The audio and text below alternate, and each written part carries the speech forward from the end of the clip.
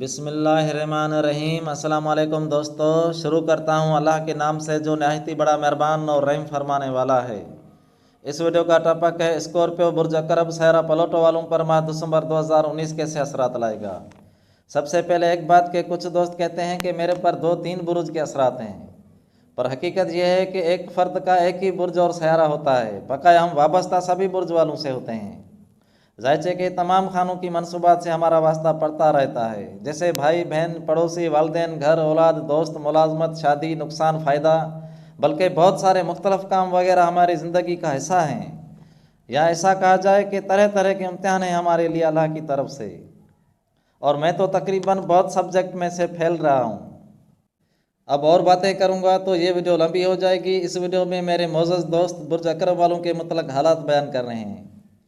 बुर्ज अकरब की फितरत व खुसूसियात पर पहले वीडियो बना चुका हूँ, उसकी लिंक मैंने इस वीडियो के स्क्रीन पर दे रखी है।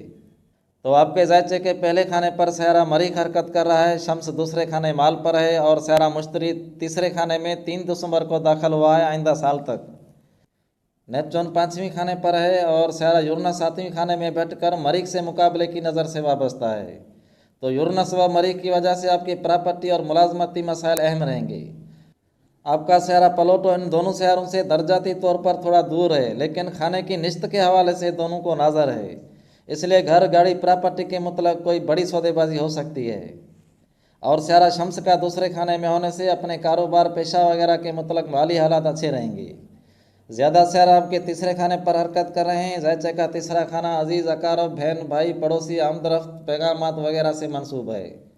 सहरा मुश्तरी का तीसरे घर में आने से मजहबी, कानूनी किताबें, तमाम तहरीरात मटेरियल से वास्ता पड़ेगा।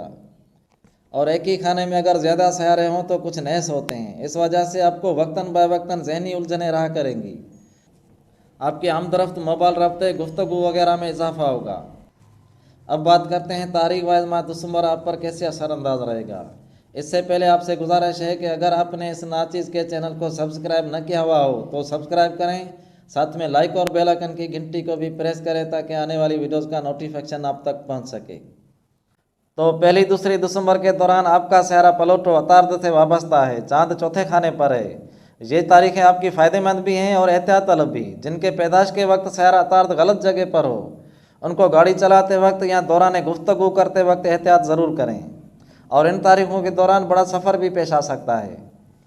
3, 4, 5 तारीख आपकी फ़ायदेमंद रहेंगी। तफरी जैसा माहौल बनेगा, छोटे बच्चों से मनसलक रहेंगे। तकरीबन बुर्ज अकरब के अफराद जुमरात या जुमे के दिन तफरी वगैरह पर निकल पड़ते हैं।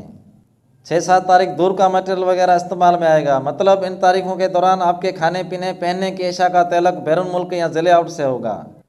8, 9, 10 तारीख के दौरान अपने बच्चों या स्टूडेंट के लिए किताबें, तहरीरात का सामान नसीब होगा। तलीमी सिलसिले अच्छे रहेंगे। उसके साथ मेल फीमेल की आपस में मुलाकातें हो सकती हैं जो दूर के तलक रखते होंगे।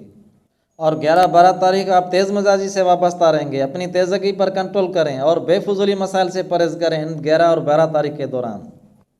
13, 14 दिसंबर अपने शरीक कारों से अच्छी गुफ्तगू ज़्यादा रहा करेगी और शादी ब्याह के सिलसिले में आना जाना हो सकता है। 15, 16, 17 तारीख के दौरान चांद आपके 10वीं खाने पर है, शम्स दूसरे खाने पर और मुश्तरी यूरनस से तसलेस में है। तो ये तारीखें आपके कारोबार, पेशा, शराकतदारी वगैरह के मुतल्लिक़ अच्छी और अहम रहेंगी।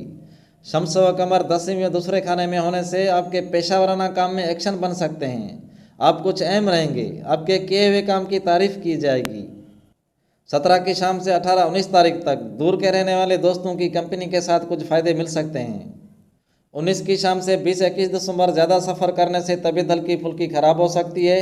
अपने अखराजात पर कंट्रोल करें। फिजूल फटिंग लग सकती है, आप थकावट महसूस करेंगे। और 22, 23 आप कुव्वत में रहेंगे। कुछ रुके हुए काम आपके हाथों अंजाम पाएंगे।